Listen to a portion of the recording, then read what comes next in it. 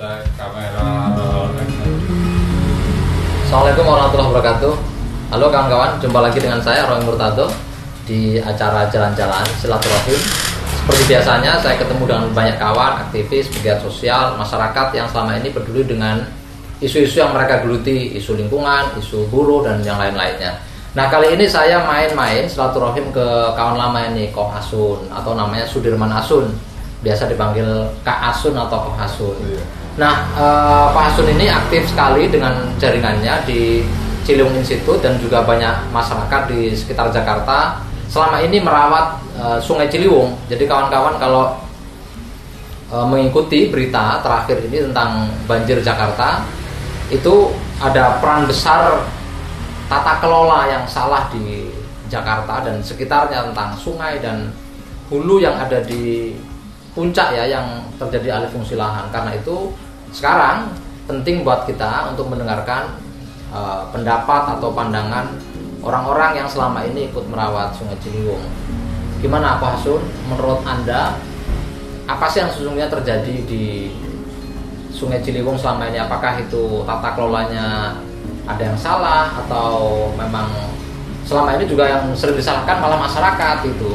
Sesungguhnya apa yang terjadi? Buang sampah, soal buang sampah. Buang sampah gitu-gitu. Kalau buang sampah sih masalah orang Indonesia, negara Indonesia, kita di Car Free Day bukan warga pinggir sungai juga buang sampah sembarangan. Jadi bukan urusan soal dia di pinggir sungai, tapi memang budaya kita soal penegakan hukum dan sebagai pengelolaan sampah kita juga masih amburadul. Kalau untuk banjir Jakarta sendiri, kita tahu sendiri sebenarnya kan Jakarta ini kota delta, kota yang terletak di hilir 13 sungai yang bermuara ke Jakarta. Artinya dari sejarah pembentukan Jakarta sendiri, Jakarta lahir dari banjir, dari sedimentasi endapan yang di bawah 13 sungai itu membentuk daratan Jakarta. Itu bisa lihat dari topografinya kota delta, kota dengan banyak muara sungai. Kemudian adanya tanah timbul, kalau kita masuk pinggir sungai atau masuk pesisir, dan itu yang membentuk daratan Jakarta. Makanya banyak nama rawa dan sebagainya itu ya. Rawa Belong, ya itu rawa apa gitu. Air. Oh gitu. Jadi ya memaknain banjir Jakarta, ya sebenarnya kita harus jujur ya bahwa Jakarta bebas banjir itu cuma jualan politik. Kita harus jujur mengakui itu. Artinya semua rezim yang jadi pun akan menghadapi situasi ini. Ya, banjir Jakarta itu secara topografi, secara merupakan daratan aluvial ya memang sebuah siklus ya.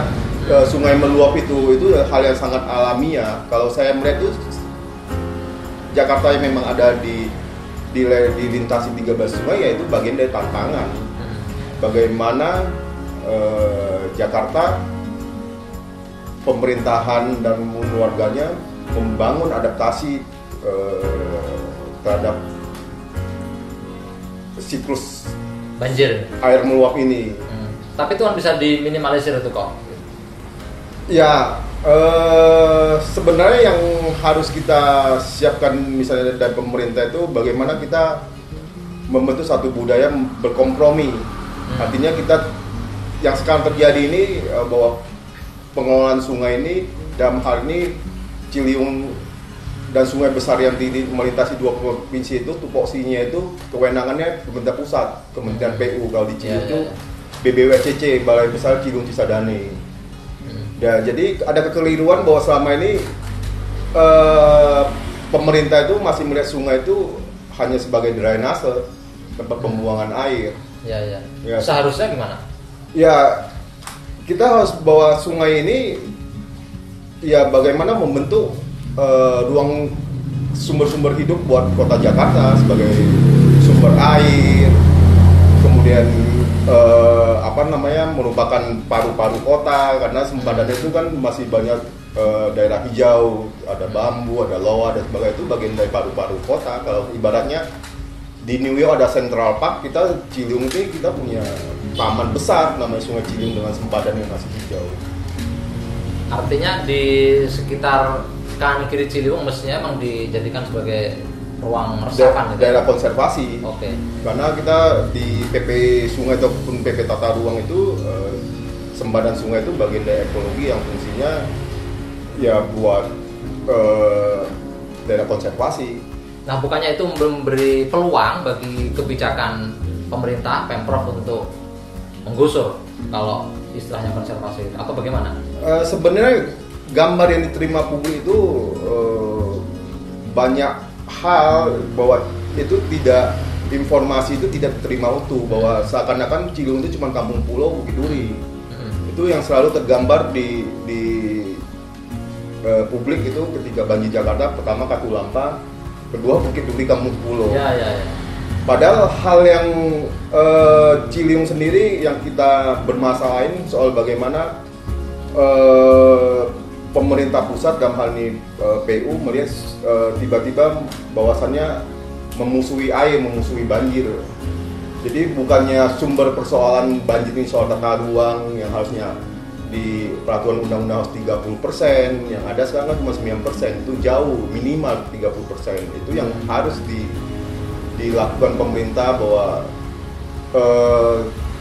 hujan itu ya sebagian harus dialokasikan terserap di ruang terbuka hijau itu, Tanah gitu ya? tanah, ke taman-taman, karena itu juga mencas kembali air tanah yang kita pakai kan. Kok Pak Asun mengatakan bahwa Kementerian PU kok melawan tadi itu? Apa Iya. yang dilakukan Kementerian PU selama ini? Kita lihat semua solusi banjir itu solusi parsial ya, artinya semua yang dilakukan PU itu solusi jangka pendek, misalnya semua solusi konstruksi, misalnya membangun bendungan besar di atas, proyek-proyek raksasa lah. Kemudian yang kami tolak itu di bagian selatan Jakarta, sungai itu kemudian dibikin beton. Kami sebut bukan normalisasi, kalau Kementerian PU mengatasnamakan normalisasi, mengembalikan kemampuan tampung sungai itu kembali menjadi normal yang harus jadi desain mereka tuh Ciliwung harus bisa mengalirkan 500 meter kubik per detik dengan pelebaran sungai, tapi yang terjadi itu kami melihat malah sebaliknya, Abnormal malah. logikanya begini, pemerintah melarang ada bangunan pinggir sungai. Ya. Yang Karena kita itu ada lihat penggusuran. Tapi di lain sisi pemerintah juga membuat bangunan mengambil di sempadan sungai itu yang harusnya memang ruang sungai. Jadi artinya Beton itu? Ya beton, artinya bahwa bangunan rumah nggak boleh, berarti juga bangunan fisik beton lain juga nggak boleh, termasuk beton yang kita lihat tuh di daerah Condet itu makin mempersempit ruang sungai itu. Jadi di daerah selatan ini kenapa kami tolak? Jadi beda betonisasi di selatan Jakarta yang secara alami konturnya kemiringannya masih tinggi. Jadi topografi sungai Jakarta itu dari selatannya tinggi, kemudian makin ke utara makin ke landai. Jadi di hulu Jakarta itu yang kami tolak 19 km TBC Matuma ke Manggarai itu model topografi konturnya masih curam. Jadi betonisasi itu bukan keputusan yang benar. Ya, artinya ketika bijak, gitu. beton itu akan menjadi pelosotan air. Pernah main pelosotan air, pelosotan waktu zaman kecil. Ya. Jadi itu jadi sirkuit balapan air. Ya. Artinya kalau air itu debitnya sedang banyak, besar, harusnya bisa disebar gitu di pinggir. Ya, di sempadan sungai itu tempat parkir air di selatan Jakarta itu. Kenapa harus disediain tempat di selatan Jakarta? Karena hampir sebagian besar wilayah Jakarta di pesisir, di utara itu di bawah permukaan laut, jadi cukup bermasalah mengalirkan air secara gravitasi ke laut. Jadi itu semua masih mengandalkan pompa. Jadi karena di pompa itu di utara itu butuh jeda waktu, apalagi ketika siklus-siklus tertentu, siklus purnama ataupun 1 bulan sekali ada pasang besar, maka air ini harus ditahan di selatan. Di sempadan sungainya itu yang kontradiktif dilakukan PU itu malah mempersempit ruang sungai di daerah selatan Jakarta. Kami tidak mempersoalkan betonisasi sungai misalnya daerah kota atau Gunung Sahari ataupun Pasar Baru. Ya. Itu yang memang tidak ada ekosistemnya, semua gedung dan jalan ya silakan dibeton. Ya, tapi yang di selatan itu harus dibiarin hijau ya, sebagai tempat retensi ketika sungai Ciliwung meluap. Jadi cukup signifikan bahwa sungai itu ditahan dulu di sempadan sungainya, karena kita tahu sendiri Condet, Kalibata itu masih Tanjung Barat, Pasar Minggu itu masih banyak kebun-kebun warga yang memang bisa kita alokasikan untuk tempat air.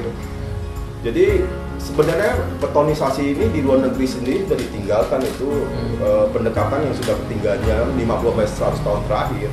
Karena ya terbukti tidak mampu bahwa beton ini bukan solusi banjir, tapi persoalan tata ruang. Apalagi di atas kita itu adalah gunung gitu. Sementara gunungnya ada alih fungsi lahan yang besar-besaran. Iya, kita tahu sendiri siapa, itu sudah beberapa tahun yang lalu dibahas majalah Tempo dan sebagainya, siapa pemilik petinggi-petinggi kita yang punya lahan-lahan luas yang dibikinnya di villa-villa eksklusif. Nah tapi ini mengerikan kan, ada banjir besar, nggak hanya DKI sebenarnya, hampir kawasan DKI juga banjir, Bekasi banjir, Bogor banjir, terus sampai mana itu di Lebak juga banjir besar, tapi terus kemudian di Jakarta jadi ribut urusan politik. Gimana Pak Asun melihatnya nih? Ya, kita di Pulau Jawa sini punya masalah besar, ada 2 BUMN yang bermasalah di daerah hulu, ada namanya Perhutani sama PTPN. PTPN itu punya perkebunan teh dan sebagainya. Itu kondisi secara perusahaan itu sebenarnya sudah bangkrut kedua perusahaan itu. Kalau kita, dan dia banyak inkonsistensi kepemilikan lahan itu, banyak menjadi daerah-daerah penggarap ataupun liar, jadi ditanamin sayur-sayuran. Itu saya banyak foto Taman Nasional itu bentuknya kebun sayur. Rusak ya? Harusnya peruntukannya tanaman keras. Hutan primer. Ya. Dan itu yang harus diaudit lagi PTPN dan Perhutani soal aset lahan mereka yang tidak dimiliki lagi oleh negara dan sebagainya, sekarang jadi penggarap. Itu bisa dilihat, kita kemarin saya cukup kaget, Katulampa dalam 1 jam 6 itu 40 cm, kemudian dalam 1 jam 7 pagi itu dalam 1 jam itu 170 cm langsung siaga 2. Cepat sekali ya? Cepat sekali, jadi artinya kondisi dasnya tidak sehat. Jadi das yang sehat itu fluktuasi ketinggian air, debit minimum dan debit maksimum itu cukup stabil. Iya.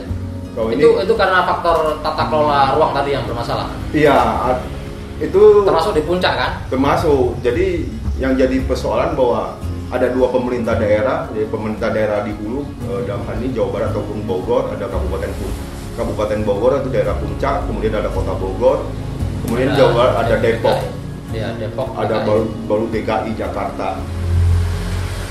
Sebenarnya ya bahwa pengelolaan air kita masih bermasalah kalau masih model sekarang yang memang berdasarkan administrasi, bahwa kita tahu sendiri bahwa air ini kan tidak mengenal administrasi, dia cuma tahu mengalir ke tempat yang rendah, kemudian ke laut. Nggak mungkin kita tanya KTP-nya ketika dia mau masuk dari Bogor itu mau ke Jakarta, dia KTP apa? Nah, ini menarik ini, apa itu pendekatan administratif itu nggak menyelesaikan masalah gitu, karena air nggak ada KTP-nya itu, dan nggak ada agamanya kok. Nggak ada agamanya, mau dia pangkat apapun kalau tinggal daerah rendah ya siap-siap. Ya.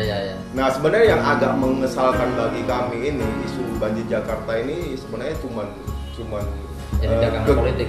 Pertama dagangan politik, kedua itu cuma kegaduhan ketika musim banjir tiba, ketika sudah tidak ada hujan, ini lupa lagi dan kita mengulang hal yang sama. Saya sebenarnya sudah sangat malas membahas banjir Jakarta. Sebenarnya yang harus dilakukan sekarang ini ya harus bagaimana kita harus berkompromi, menyediakan, mengalokasikan ruang-ruang. Jakarta itu sebagai kota delta, daerah hilir, harus mengalokasikan daerah-daerah mana yang memang disediain tempatnya untuk kami namain daerah pasang surut, misalnya sempadan sungai ataupun taman-taman, daerah-daerah yang memang kalau ketika musim hujan datang jadi kubangan tempat air, tempat banjir, ketika kemarau itu jadi taman atau jadi apa? Ya. Artinya ruang terbuka itu juga masih kurang. Iya, ruang terbuka hijau. Sementara saya membaca ini sebagai orang amatiran, katanya di kawasan utara itu di zaman kolonial memang sudah disiapkan sebagai kawasan resapan air. sekarang sudah iya kita jadi lihat gedung-gedung besar. Iya, Kelapa Gading, Pantai Iya. Indah Kapuk, sekarang di daerah hampir ke perbatasan Banten itu Pantai Indah Kapuk 2. Iya. Kemudian yang sebenarnya yang paling parah itu saya sering singgung di media sosial, saya memplesetkan Jakarta Smart City itu jadi Jakarta Skakmat City. Skakmat sih. Skakmat kalau kita main catur, skakmat tuh Iya. langka mati. Kalau kita Iya. kenapa langka mati? Daerah hulu sumber limpasan air kalau bilang tuh run off air daerah puncak dan sebagainya tidak diselesaikan.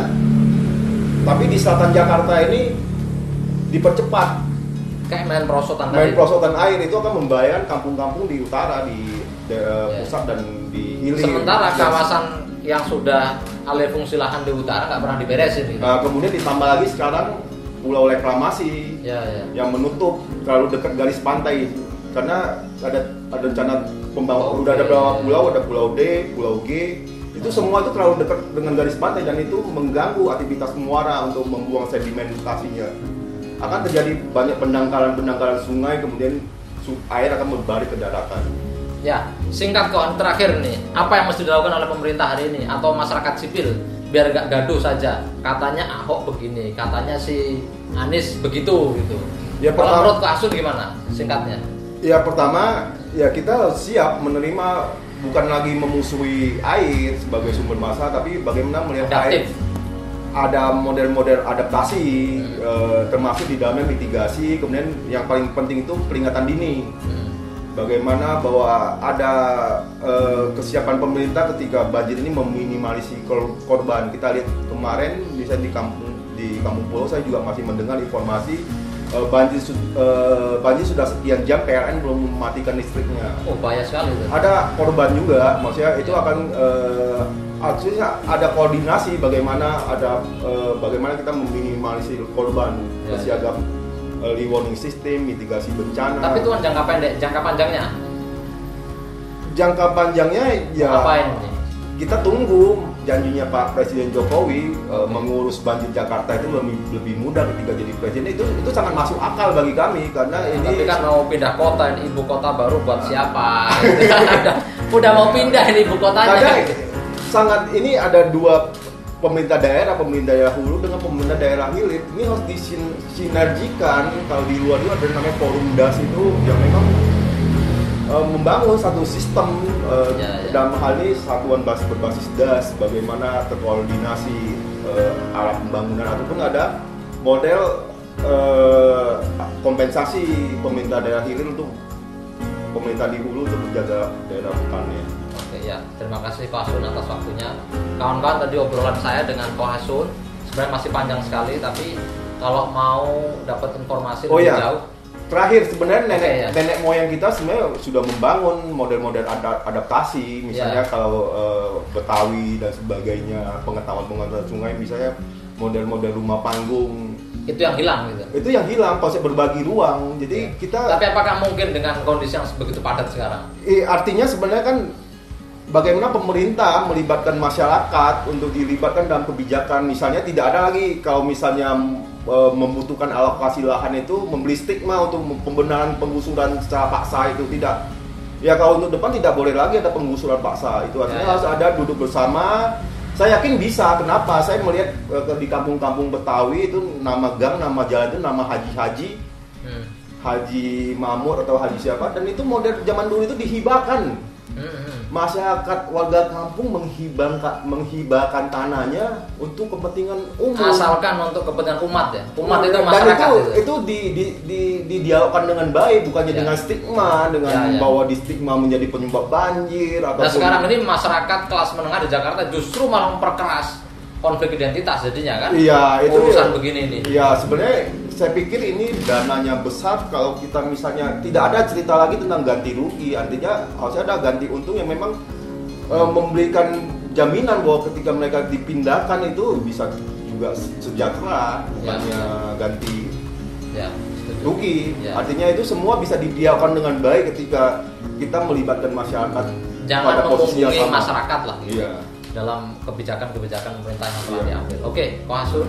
Nah kawan-kawan, tadi itu kalau mau dapat info lebih jauh lihat saja channel Pak Sun dan kawan-kawan namanya Layar Ciliwung. Iya. Dan ikutin aja kegiatan teman-teman ini di Facebook Ciliwung Institute. Facebook Ciliwung Institute ya. Iya. Oke, thank you Kak Sun. Mudah-mudahan ini sangat bermanfaat buat saya dan kawan-kawan di sana yang banyak belum tahu soal persoalan Ciliwung nih, ikut gaduh semuanya lah. Ini gara-gara ini, gara-gara itu. Ada yang bilang gara-gara apa itu? Kebijakan sekarang yang salah kaprah, kebijakan yang dulu salah kaprah. Sebenarnya ini kan rangkainya panjang salah kaprahnya gitu kan. Zaman purba juga udah kebanjiran. Ya, oke. Terima kasih Pak Sun. Sekali lagi Pak Sun semangat tetap mengurus Ciliwung gitu.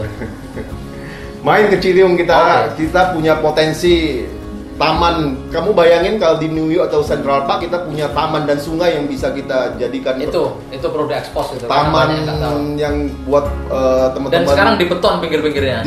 Dihilangkan karena di situ ada bulus raksasa Senggawangan yang besarnya hampir 150 kilo, 1,5 meter. Betonnya itu. Itu Senggawangan bulus raksasa habitatnya. Oke, sorry tak. Nah, kalau di beton itu akan hilang. Oke. Itu tadi obrolan saya dengan Ko Hasun yang sangat menarik sekali. Ada satu hal yang saya catat ini yang sangat penting menurut saya adalah ngurus banjir ini nggak bisa lagi urusan Jakarta, urusan Bogor, urusan Depok, urusan apa itu satu kota sendiri, tapi menjadi urusan semuanya karena air nggak kenal administrasi, nggak kenal KTP-nya, nggak kenal agama. Gitu. Jadi ini harus hulu ke hilir harus selesaikan.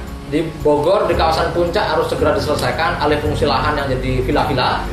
Terus betonisasi ini perlu dievaluasi kembali. Dan yang di hilir juga perlu dicek.